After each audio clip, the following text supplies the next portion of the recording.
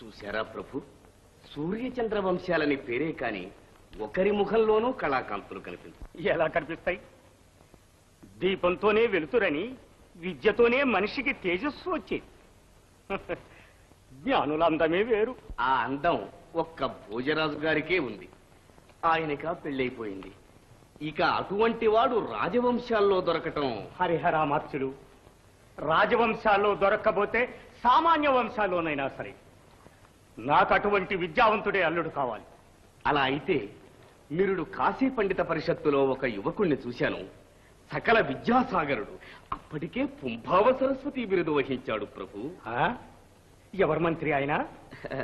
అదే తెలుసుకోవటానికి నాకు అవకాశం లేకపోయింది. ఆ యువకుడు పామర భాషల్ని కోమలం చేసే వ్రతంతో ఆనాడే భూప్రదక్షిణానికి బయలుదేరి వెళ్ళిపోయాడు. పామర భాషల్ని కోమలం చేయటం సామాన్యుల పని కాదు.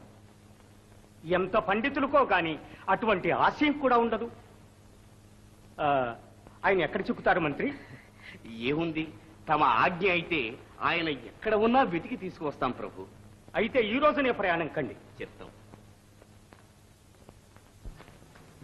బాబు బాబు బాబు, ఎవడో శుంఠను తెస్తానని ఈ పామర భాష వాడేవిడండి. ముందు కాపు కోసం చెప్పాను. మనం తెచ్చే శుంఠకి ఉచ్చారణ సరిగా ఉండదుగా. ఓ, అయితే వాడు ఏ కూతలు కూసినా అంతా సర్దుకుపోతారన్నమాట. మరి మంత్రి గారి తెలివంటే ఏమనుకున్నావు? ఇదట్లా నీ తెలివి? అవును, ఇదే నా తెలివి. 3కి 3, 2కి 2, 1కి 1. నేను అక్కడనేగా ఒకే ఆకేసుకున్నాను.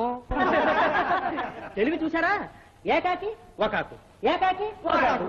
ఎందుకలా నవ్వుతారు? చూసారా, మితంగా బ్రతకడమే దానికి బదులు చేష్టల్లో చూపిస్తున్నాడు ఈయన. మీ సంగతి నేను చెబుతాను. చూడు నాయనా. మమ్మారే, నాలో నాయన నీకు తెలుసా? కూసుకో కూసుకో, ఇసంత కూసుకో. నీ దారి నువ్వు పోవయా. ఆడో పిచ్చాడు, పట్టుపట్టాడంటే వదలడు. ఏ శాపమో స్వప్రతిభను మరచిపోయినాడు. ద్వయేశ్వరి ఆజ్ఞ. భార్య కారణంగా పూర్వ ప్రతిభను గాంచి మహాకవి అయి ఆచంద్రతారార్కం లోకం చేత పూజింపబడతాడు. మా జోస్యం మీకు హాస్యంగానున్నదా? చూడండి, మహేశ్వరి ఆజ్ఞ. ఒక మహారాజు కుమార్తె ఇతనికి భార్య కాగలదు. రాసుకూతురు నాకు పెళ్ళవుద్ది. అయ్యయ్యో, అదట్ట. దేవిదయ నాయనా, దేవిదయ. నన్ను విడిచిపెట్టు. జై శ్రీ జగదీశ్వరి. మమ్మారే, తెలిసిపోయింది. అమ్మోరికి మొక్కితే రాసుకూతురు నాకు పెళ్ళవుద్ది. అవునరా, పెళ్ళాన్ని రాగానే ఇంకో ఆకు, పిల్ల ఇంకో ఆకు, ఇంకో పిల్ల ఇంకో ఆకు, ఇల్లంతా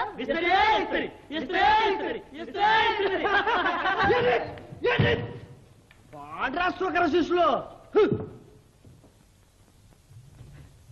అమ్మోరికి 1 కాదు 10 కాదు, ఎన్నో కొబ్బరికాయలు కొట్టేస్తా. ఇలానే కొట్టేస్తా.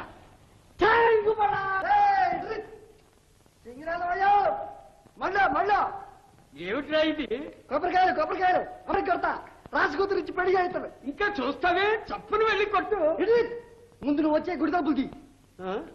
అయితే ఇప్పుడు కాదు, తెల్లవారిన తర్వాత కొడుతు గాని. నేను ఇప్పుడే కొడతా. ఇంకా నేను పట్టుపట్టానంటే తెలుసుగా. ఆహా, మళ్ళీ చూడు నాయనా, నీకు నిజం చెప్తున్నాను. ఈ వేళప్పుడు అమ్మవారు గుళ్ళో ఉండదు, భువన విహారం వెళ్ళింది. అందుకే గుడికి తాళం వేసుకుని వస్తున్నా. మరికైతే అమ్మవారు గుడిలోకి మళ్ళీ ఎప్పుడు వస్తుంది? నేను సప్పులు కొట్టాలి కాయలు, తెల్లరేదాకా ఆగడం. అయితే చూడు నాయనా, అమ్మవారు అర్ధరాత్రి మళ్ళీ వస్తుంది, అప్పుడు వెళదాంలే. అంటే ఎప్పుడు? నీకెందుకు, నేను ఎప్పుడు వస్తే అప్పుడే. అందాక నువ్వు ఇక్కడ కూర్చుని కాస్త కునుకు తీయి. అయితే తొందరగా రా సింగనాథం. అయ్యో, ఆహా. అయ్యా సింగనాథం గారు, ఎవరయ్యా నువ్వు? నన్నేనా అలా పిలిచింది? క్షమించాలి, వాడు అలా పిలిస్తే అదే నీ పేరు అనుకుని. నా పేరు శంఖనాథం, నేను ఈ గ్రామాచారిని. అంతవారే అనుకున్నానులేండి. ఆ ఇంతకి వాడు పిచ్చివాడా, తెలివి తక్కువవాడా? వీణ్ణి లొంగ తీసుకురాగలిగింది ఈ ఊళ్ళో కల్లా నేను ఒక్కండి ప్రత్యక్షంగా చూచాలేండి. ఈ కానుక పుచ్చుకొని నాకు ఒక్క సాయం చేయాలి. తమరింత వారని అనుకోలేదు. ఇంత డబ్బు మీకు నేనేం చేసి పెట్టాలి? మా యజమాని తీసుకుని రేపు మళ్ళీ ఇక్కడికి వస్తాను. అందాక మీరు వీళ్ళు ఎక్కడికి పోకుండా చూసి మాకు అప్పగించాలి. ఈ పిచ్చివాడితో మీకేం పని? ఇంటికి వచ్చి అంతా మనవి చేస్తాగా, దయచేయండి. అయ్యా, మనకు కావలసిన మేడి పండును నేను చోట చూసి వచ్చా. ఎక్కడ ఎక్కడ నువ్వెప్పుడు వచ్చా? ఉండవయ్యా, అసలు చెప్పని. ఎవడు మూర్ఖుడేనా, తెలివి తక్కువడేనా, అందగాడేనా? నీ హిరణ్యాక్షరాలన్నింటికి సరిపోయినవాడు, అక్షరం ముక్కరాని అనామకుడు, ముచ్చటైన మూర్ఖుడు. నాయరోయ్, ఏం తెలివి, ఏం తెలివి, ఏం తెలివి! చెట్టెక్కలేని మేకకు నాయనోయ్ చెట్టు మీద మేత పెడితివి. ఓ నాయనోయ్, చెట్టు మీద మేత పెడితివి. చెట్టెక్కగలిగినందుకో నాయనోయ్ మనిషి దాని పంటు చేతివి. ఓ నాయనోయ్, ఈయన్ని దాని పంటు చేతివి. ఏం తెలివి, ఏం తెలివి, ఏం తెలివి! ఉందా?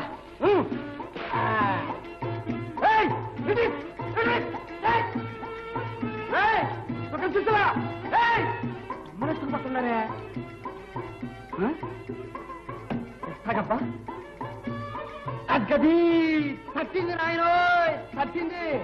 కొమ్మ నేను ఒక మాట కిందకెళ్తాను, ఇంకెట్టా ఎత్తుకుపోతారో చూస్తా. దావరడ్డానికి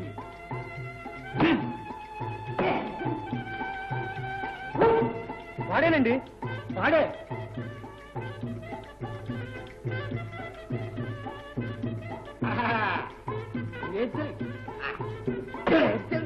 ఆహా, ఏమి అందం, ఏమి తిరిగి తక్కువతనం, ఏమి మూర్ఖత్వం. చెత్త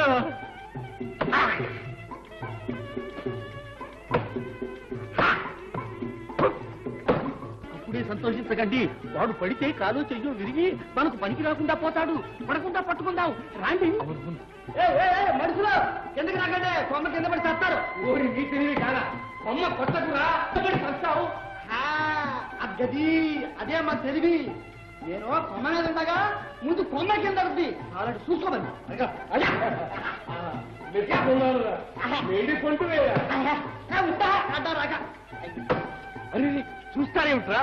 కొమ్మనే వెళ్ళి పడకుండా పట్టుకోండి.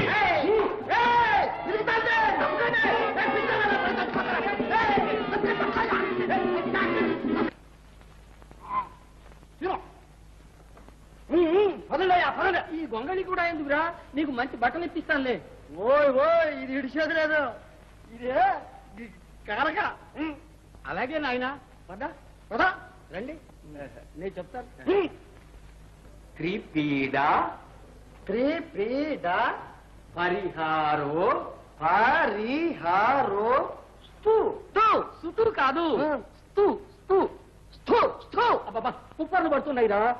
అంత ఒట్టెక్కర్లేదు, తేలికగా స్తు స్తు, చివరికి స్తు.